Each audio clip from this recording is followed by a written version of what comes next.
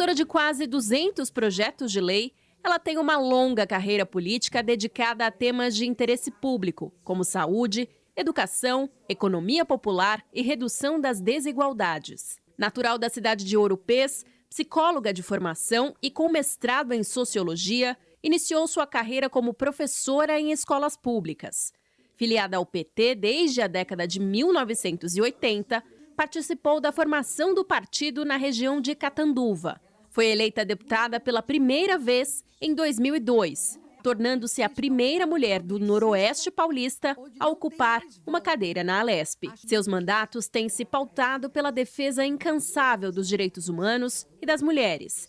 É autora do projeto de lei que estabelece o funcionamento ininterrupto das delegacias de defesa da mulher. Na Alesp, ela coordena a Frente Parlamentar pela Defesa da Vida e Proteção de Mulheres e Meninas. Beth Saão é a convidada do Mulheres na Alesp de hoje. Muito bem-vindo e muito bem-vinda a você que está conosco nesta edição do Mulheres na Alesp. A gente vai falar mais ao longo desse programa sobre a trajetória parlamentar de uma das mulheres mais significativas para o Palácio 9 de Julho, para o Parlamento de São Paulo, não só nessa 20ª legislatura, mas também ao longo de outras legislaturas. Ela que tem construído essa carreira muito sólida na política e também diante de suas defesas. A gente está com a honra de receber aqui nos estúdios da Rede Alesp a deputada Beth Saão. Muito bem-vinda. Eu que agradeço o convite e estou à disposição. Prazer participar desse programa, falando de mulheres, que é um assunto tão importante para todas nós. Com certeza. Deputada, essa é uma das suas principais frentes, inclusive a senhora coordena uma frente parlamentar, eu acompanhei em alguns momentos, alguns encontros, né, em defesa da vida das mulheres e das meninas. O que tem sido mais desafiador para a defesa da vida das mulheres hoje? O que a gente precisa construir ainda de pontes para fazer com que as mulheres tenham a sua dignidade e a sua cidadania garantida? Nós só precisa muito ainda. Nós estamos muito aquém daquilo que a gente gostaria e daquilo que a gente luta. Hoje nós temos um aumento da violência sobre a mulher no estado de São Paulo. De 2023 para 2024, nós tivemos mais de 13% no aumento de feminicídios. A Secretaria Estadual da Mulher, ela praticamente não tem orçamento. Aquilo que é empenhado, tem lá um empenho de 24 milhões, não foi gasto nem 1 milhão. Então, é uma área de quase nenhuma atenção, eu diria, por parte do governo do Estado, em todos os aspectos, desde a parte da segurança pública, passando pela saúde, passando pelo mercado de trabalho, enfim. Nós temos ainda um longo caminho aqui a percorrer. O Estado de São Paulo, por ser o Estado mais bem posicionado da União, o Estado que tem o maior orçamento, maior receita, deveria dar exemplo para outros estados naquilo que diz respeito à implementação de políticas públicas no estado. E, no entanto, não é isso que ocorre. A gente fica de pires na mão, e você veja, por exemplo, a Conferência Estadual das Mulheres. Foi um fiasco, foi um fracasso total. Eles interromperam a conferência, algo que nunca aconteceu anteriormente. Até porque, durante o governo Bolsonaro, as conferências foram interrompidas e elas foram retomadas agora no governo Lula, do presidente Lula. Não só da mulher, mas de outras áreas também, de serviço social, da saúde, etc. Essas conferências são fundamentais. Por quê? Porque acontecem as conferências municipais, ali são selecionadas, escolhidas e votadas delegadas. Essas delegadas fazem um encontro estadual, nesse encontro estadual vão para o encontro nacional. E nesse caminho vão se discutindo aquilo que de fato é de interesse das mulheres, da questão de gênero, no que diz respeito aos governos, né? E, no entanto, a gente não teve, praticamente a conferência estadual foi anulada, não existiu. Então, isso é um prejuízo muito grande para todas as mulheres, principalmente para nós que temos uma função pública e que a gente espera muito, luta muito por avanços que possam representar uma redução na desigualdade de gêneros, não só uma redução, mas para que a gente possa buscar a igualdade de gêneros realmente no nosso estado, coisa que ainda nós estamos muito longe de obter. E quando a gente fala do peso que a igualdade de gênero precisa ter, de fato, para a construção de políticas sociais, a gente está falando dos desafios enormes que ainda temos. A senhora cita números, infelizmente, muito ruins. mas que são reais, da violência contra as mulheres. E um desafio que a gente tem ainda em São Paulo, sendo o maior estado da federação, é a possibilidade das delegacias de defesa da mulher permanecerem abertas por 24 horas ou que grande parte das cidades tenham esse equipamento, que ainda é algo muito pequeno em relação à grandeza do estado, em relação à grandeza dos números. Como é que a senhora tem pensado isso e como que a gente pode avançar nesse aspecto, visto que, infelizmente, é tão grave esses números todos os anos, né? Muito grave. Para você ter uma ideia, em 2017, eu apresentei um projeto aqui de abertura portanto, há 9 anos, né? De abertura e funcionamento das delegacias de defesa da mulher 24 horas por dia, de manhã, de tarde, de noite, sábado, domingo, feriado, ininterruptas. E isso não foi ao acaso. Quando nós apresentamos, quando o meu mandato apresenta esse projeto para ele ser deliberado e votado, é porque a gente estava pautada nos estudos que apontam que exatamente nos períodos noturnos, finais de semana e feriados, onde a violência da mulher é muito mais intensa, sobre a mulher é muito mais intensa. Portanto, o equipamento mais adequado para isso e que pode trabalhar, inclusive com a relação de confiança que essas mulheres agredidas têm, são as delegacias de defesa da mulher. Por quê? Essa foi uma conquista de mais de 30 anos.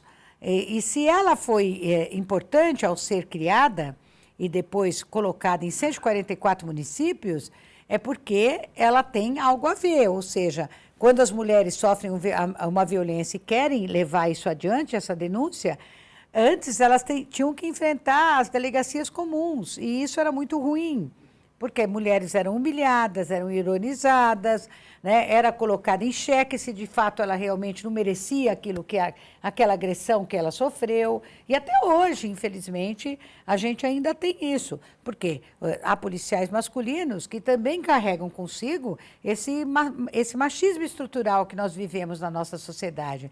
Então, é preciso ter espaços adequados. A delegacia é uma pois é um desses espaços. E, infelizmente, a gente aprovou isso aqui em dezembro de 2018. Em janeiro de 2019, o Dória entrou, o primeiro projeto que ele vetou foi esse. Isso porque ele tinha o compromisso de campanha dizendo que ele iria fazer as delegacias de defesa da mulher funcionar 24 horas. Ele falava isso. Não foi o que ele fez. Ele cumpriu isso em 4 delegacias que ele fez, das 144 existentes. Aí veio o Tarcísio, que também foi no mesmo caminho, não mudou nada, né? O presidente Lula homologou uma lei nacional estabelecendo que as delegacias de defesa da mulher passem a funcionar 24 horas e o Tarcísio simplesmente alega que não há recursos. Quer dizer, não há recursos para isso. Há recursos para tantas outras coisas que são absolutamente desnecessárias e que ele investe, né, em propaganda, em publicidade, etc. Se ele pegasse um naco disso e colocasse para funcionar as delegacias de defesa da mulher, criando novas equipes, abrindo concurso para delegadas, etc., certamente nós teríamos como resultado a redução da violência. Eu não tenho dúvida sobre isso. Mas, infelizmente, por mais que a gente esbraveje aqui na Assembleia Legislativa, o projeto foi vetado, o veto está aqui, eu luto pela derrubada desse veto, mas precisa também, não basta ter a lei é importante, porque ela dá embasamento para os atos, mas embasamento legal, mas é preciso também ter a vontade política. Se não houver a vontade política e a convicção de que é preciso criar esses instrumentos, esses equipamentos para poder atender as mulheres vítimas de violência, a gente não avança, fica muito difícil. E aí o Estado de São Paulo tem esses índices vergonhosos de feminicídio, de agressão, de estupros. E mais do que isso, para aqueles que estão nos acompanhando e aquelas possam saber. Hoje, antes as pessoas achavam que a violência era algo que acontecia só nos grandes centros urbanos, nas grandes cidades, na capital. Hoje não. Hoje você vai nos pequenos municípios, eu posso dizer isso porque sou do interior também, nos pequenos municípios a violência sobre a mulher aumentou muito. Acontece muito, todos os dias, em cada canto desse estado, e a gente não vê ações contundentes que possam fazer esse enfrentamento. Ainda falando sobre esse aspecto, me faz pensar em 2 frentes que eu queria que a gente pudesse abordar, deputada, que são, primeiro, em particular, a senhora cita essa demanda de segurança no interior, porque a gente talvez faça essa desassociação de que as demandas que nós temos em grandes cidades não são as do interior, visto que nós estamos num mundo globalizado, né? Todo mundo tem acesso, tem conexão, enfim. Então, há algo muito parecido entre o que se vê aqui e o que se vê lá, do ponto de vista de comportamento.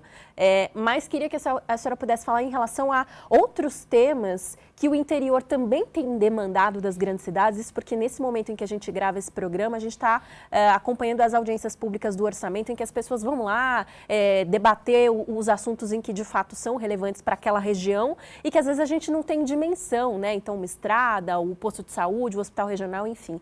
O que a senhora tem acompanhado do interior, da região de Catanduva, que dá para a gente pensar também nesse aspecto de é preciso evoluir, é preciso melhorar, para melhorar de fato a vida das pessoas? Não é só na região de Catanduva, porque eu ando muito nesse estado, visito muito cidades, entidades, né? Porque até pela minha formação, eu sou psicóloga, tenho mestrado na área de sociologia, então eu tenho uma relação muito estreita com entidades como tipo a Paz, entidades que lidam com crianças e adolescentes, instituições de longa permanência dos idosos, hospitais, né? Então você tem um cenário hoje que é um cenário bastante preocupante. Primeiro, há uma queixa generalizada entre os prefeitos da falta de recursos do Estado, que não existe repasse hoje, a não ser os repasses constitucionais, mesmo assim, ainda eles são feitos a duras penas, de um investimento do governo do Estado, do governo Tarcísio nas cidades. Isso você pode perguntar para qualquer prefeito, de qualquer cidade, eles vão chegar a esse ponto. Que falta isso. Sem isso, os prefeitos, os recursos que têm nas cidades, eles acabam sendo destinados para as obrigações legais, né? A folha de pagamento, os 25% na educação, os 15% na saúde e mais algumas ou outras coisas que obrigatoriamente o município tem que utilizar. Não sobra recursos para investimentos. Então, se é preciso fazer um recap, construir uma unidade básica de saúde, reformar uma... Hoje mesmo, vindo para cá, eu recebi um telefonema do prefeito que falou para mim, por favor, você precisa me ajudar, precisa me mandar um recurso, que eu estou com uma creche aqui que está caindo aos pedaços. Ainda eu virei para ele e falei, vamos aguardar aí o final do ano que nós temos as emendas e aí a gente pode destinar alguma coisa. Mas não tem nada. Então, essa falta de compromisso do governo do Estado para com os municípios, elas refletem na qualidade dos serviços públicos que esses municípios prestam. E acaba comprometendo isso, obviamente. Antes você tinha, por exemplo, um programa, vou citar um exemplo para você, o programa Melhor Caminho, que era da Secretaria Estadual de Agricultura. Não existe mais, praticamente não existe, não tem nem orçamento no Melhor Caminho. Você tinha antes uma parceria da Secretaria com o próprio INCRA, né? E aí fazia os cuidados nas estradas rurais. Nós temos quilômetros e quilômetros de estradas rurais. E ainda tem uma população que mora. Ela é pequena, mas tem. Mas além da população, você precisa ter a estrada em bom estado de conservação, porque é preciso escoar a produção agrícola. Muita produção agrícola, por sinal. Nós produzimos muita coisa aqui no estado. E o interior é essencialmente agrícola. Depois que você passa ali de Campinas e segue viagem, né, passando ali mais uns 80, 100 quilômetros, a partir dali, a agricultura é uma realidade nossa. E a agricultura, especialmente os pequenos produtores, os agricultores familiares, os assentamentos. Então, você passa nessas estradas hoje, elas não têm mais esse programa. Depende do quê? Depende da prefeitura. Aí a prefeitura tem que colocar o funcionário, tem que colocar o maquinário, tem que colocar o combustível, né? Tudo isso tem custo. E, às vezes, não dá para atender. Então, hoje, o que a gente sente é que falta o braço do governo do Estado para poder ajudar essas prefeituras. E eu vou te dizer uma coisa, isso é uma coisa é algo que eu observo já há muito tempo. O governo do Rodrigo Garcia acumulou, vou te dar um exemplo aqui, 57 bilhões de reais. E eu falava, ele não vai conseguir gastar esse dinheiro. Não vai conseguir gastar. Por quê? que eles fazem? Eles fazem esse contingenciamento, acumulam, o atual agora tem 10 bilhões e 400 milhões, para deixar para usar no ano eleitoral. Chega no ano eleitoral, aí é o atropelo, aí é mandar os recursos para as prefeituras, né, para poder ver se, em contrapartida, consegue a obtenção de mais votos, e é assim que tem funcionado. Você fica 3 anos deixando as prefeituras a pão e água, e no último ano você tenta compensar aquilo que não foi feito e que deveria ser feito, até por conta de vista da responsabilidade do gestor público. Um bom gestor público, ele precisa entender que o mandato dele é composto de 4 anos, não é? 4 anos e 48 meses. E em todos eles é preciso dar uma atenção e um cuidado especial para esses municípios. A gente vai continuar falando desse e de outros assuntos depois do intervalo, porque agora Mulheres na Lespe faz uma pausa, a gente volta já já com mais e com a deputada Beth Saum.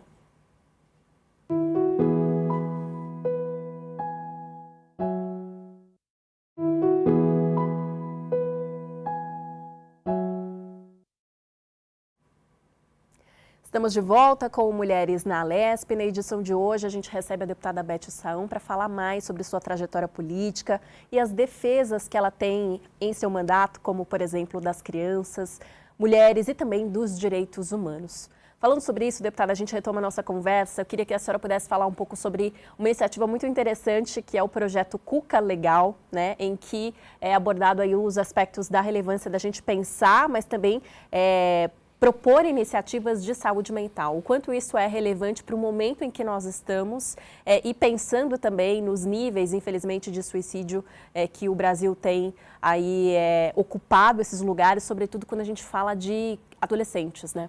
E os níveis de suicídio são maiores exatamente nessa faixa etária, né? Entre os adolescentes.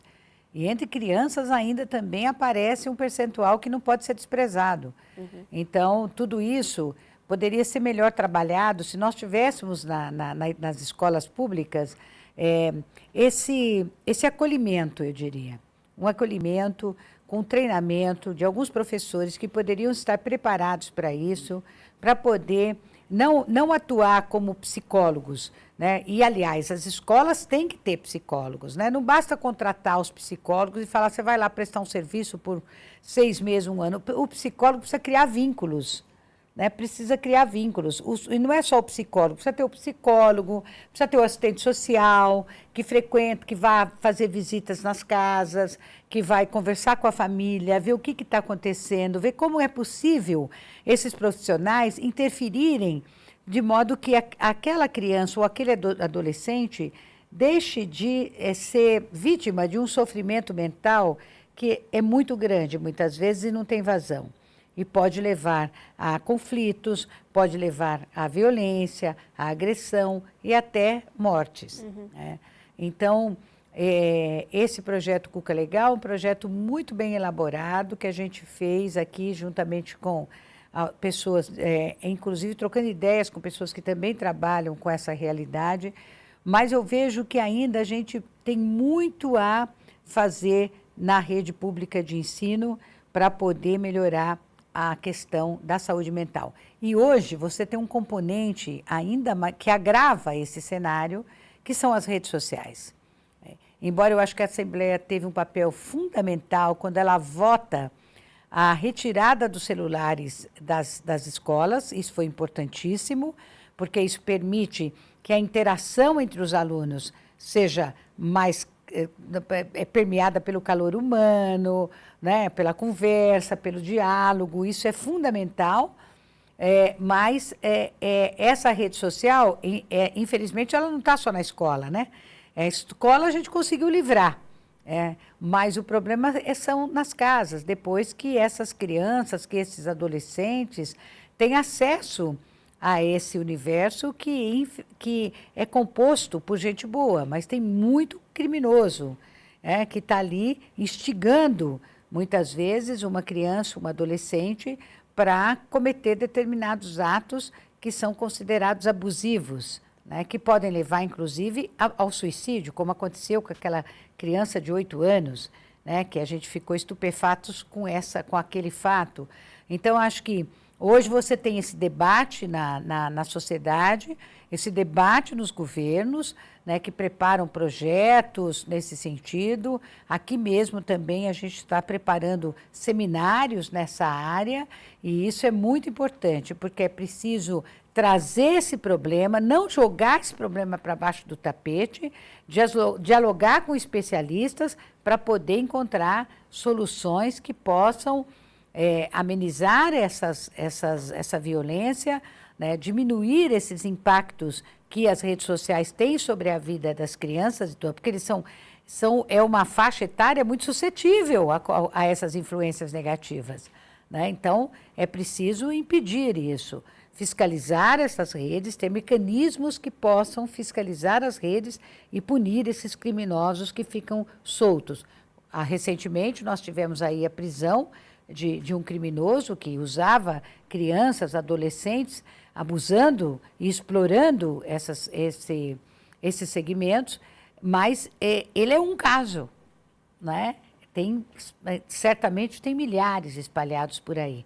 Então, a sociedade precisa estar atenta. Os pais também precisam acompanhar aquilo que seus filhos fazem nas redes sociais e com quem que eles estão conversando, com quem que eles estão dialogando. E se os pais estimulam isso, eles precisam ser igualmente punidos. Com certeza.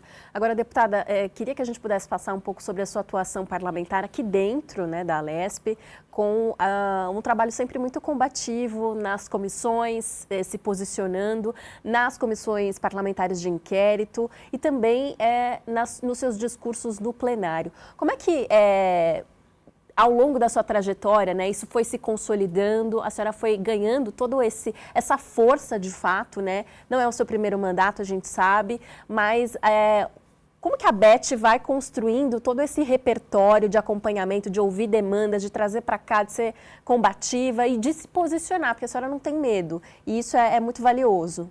Obrigada. Primeiro, com a convicção de estar defendendo aquilo que eu considero justo e aquilo que eu considero certo e verdadeiro. Então, isso para mim não tem barreiras, né? Eu vou até aonde eu considero que é possível ir, porque a gente está aqui para fazer a defesa intransigente da população, especialmente da população mais vulnerável, né? Que é essa população que não tem voz, que não tem vez, né? Então, nós estamos aqui para representar todo o Estado, mas você tem que ter um olhar diferenciado, muitas vezes, para aqueles segmentos que mais precisam do poder público. Isso eu nunca perdi de vista. Então, quando você vai para uma CPI, por exemplo, vamos pegar a CPI da merenda. A CPI da merenda foi uma CPI escandalosa. Como é que você pode desviar alimentos da merenda? Como é que você pode superfaturar a comida que vai para crianças que precisam comer aquilo que muitas vezes é a única refeição que é feita. São as únicas refeições, né, que são feitas. Então, porque às vezes a família não tem condição de comprar muita coisa para poder comer. Então, quando você vê aquilo, puxa, você tem que se indignar, né? Obrigatoriamente você tem que se indignar e você tem que sair em defesa dos recursos públicos, o dinheiro público que está indo para o ralo de uma forma desonesta, né? Então, isso para citar algumas. Agora, recentemente, nós tivemos a CPI da questão das pessoas trans, né? Que eles queriam destruir um laboratório que faz um trabalho fantástico no Hospital das Clínicas, que é o Antigos, é um laboratório que é uma referência em atendimento para as pessoas, para crianças, para adolescentes, e nunca chegou perto daquilo que alguns deputados chegavam aqui dizendo que esse laboratório queria mudar o sexo de crianças, etc. Longe disso. Esse laboratório trabalha para acolher as pessoas que estão num estado de dúvida, de sofrimento. Então, nosso papel é esse. Então, eu faço isso com muito vigor. E também não faço isso... eu acho que aquilo que a gente acumula ao longo da nossa trajetória, né? Você disse no início do programa que eu comecei dando aula. Na verdade, eu não comecei dando aula, eu me formei e fui trabalhar numa usina, né? Numa usina de açúcar, etanol, etc. E ali também eu convivi com trabalhadores que exerciam um trabalho muito difícil, muito duro. Hoje diminuiu bastante, né? Porque hoje você tem tecnologias, automação da produção, mas naquele momento ainda era muito difícil. ainda o trabalhador colocava um saco de açúcar de 60 quilos nas costas. E isso deixava dezenas de trabalhadores lesionados. Né? Então, hoje não. Hoje você tem esteiras, você tem um procedimento muito diferenciado. Né? E ali eu construí a minha tese de mestrado, né? com as observações, com as entrevistas que eu fiz, etc. Então, tudo isso vai te dando uma base. Depois eu fui dar aula, assim, e aí depois eu fui ser secretária de governo também de uma prefeitura relativamente média de São Paulo, com 130 quase mil habitantes. Então, também você tem contato com os mais diferentes problemas. E dá para resolver. Né? Tanto que nós obtivemos, naquela ocasião, índices fantásticos, como, por exemplo, a menor cidade com a mortalidade infantil do país. Né? Catanduva foi comparada ao Canadá brasileiro.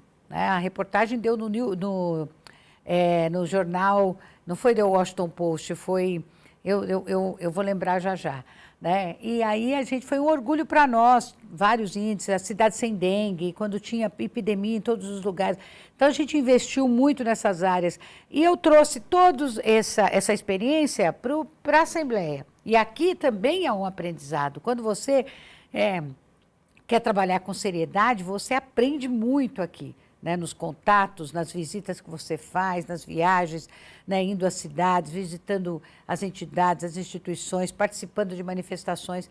Claro que isso acaba formando um caldo que nos ajuda a saber com muita certeza de que lado que a gente está.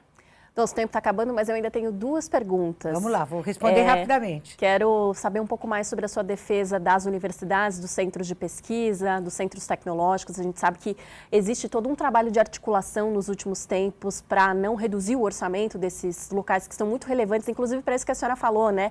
De tirar um pouco essa perspectiva da pessoa que estava lá numa fábrica carregando algo braçal para ela passar por uma formação em que ela muda o patamar, não só do status de vida dela, mas da perspectiva da família e tudo mais. Sim. E o outro assunto a gente fala já, que é sobre a defesa dos direitos humanos. Não, então, na questão das universidades, a gente sempre tem que garantir, eu tenho uma luta aqui desde quando eu entrei, para aumentar o percentual que é repassado para as universidades, de 9,57% para 10%, 11% do ICMS, o que ajudaria mais ainda as universidades, porque elas trabalham muito bem.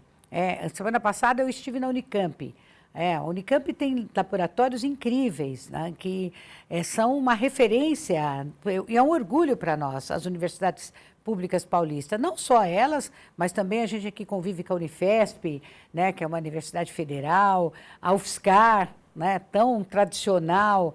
Então, a gente está sempre atento a isso e acompanhando as inovações tecnológicas que essas universidades, elas acabam apresentando isso para a sociedade como um todo. E a gente tem que ter claro o seguinte, um país só evolui quando ele investe fortemente no conhecimento, na produção do conhecimento, na produção da ciência e na produção das inovações tecnológicas.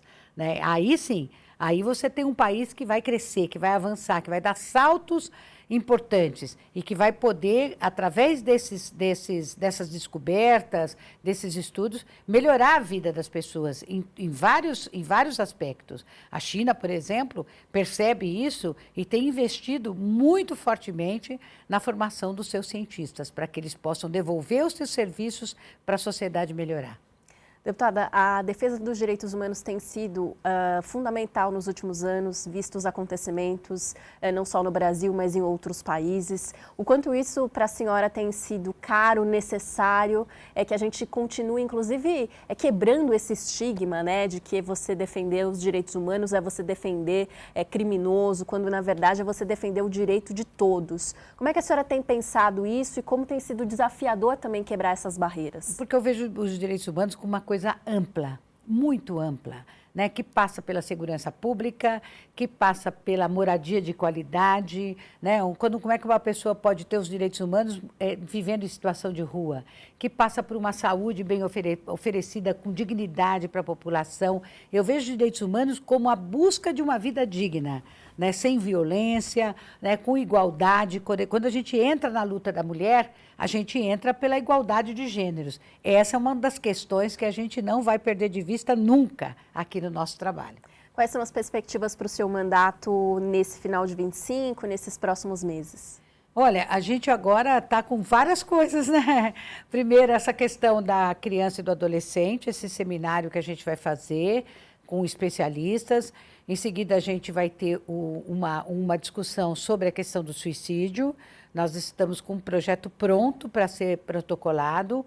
A gente está fazendo os arremates finais para o próximo, aproveitando o Setembro Amarelo, e também devemos trazer alguns profissionais que trabalham com essa temática para falar um pouco a esse respeito e apresentar esse projeto para eles. Para em seguida também nós temos aí a questão da jornada 6x1. Eu já fiz uma audiência aqui em parceria com o Sindicato dos Químicos e o mandato do vereador Hélio Rodrigues, e a ideia é replicar isso, talvez numa perspectiva ainda maior. Eu estive com o ministro do Trabalho, Luiz Marinho, convidei ele para vir, espero que ele aceite o convite e que a gente possa fazer um grande debate aí, isso para outubro, novembro, mais ou menos. Então, são algumas dos planejamentos que nós temos. Fora isso, nós temos aqui o dia a dia da Assembleia, que em muitos momentos é bastante pesado e que nos consome muito. Sobretudo nessa semana muito desafiadora, né? Muito desafiadora, com certeza. Deputada Beth, muito obrigada pela sua presença conosco. Volte mais vezes aqui aos estúdios da TV Alesp. Eu que agradeço, é só você me convidar que eu venho. Tem muita coisa para falar. Tá marcado, então. Obrigada. A gente agradece a você também que esteve conosco até aqui nessa edição do Mulheres na Alesp. Lembrando que você pode acompanhar todos os conteúdos da nossa programação no canal da Alesp no YouTube. A gente se encontra. Um abraço forte para você.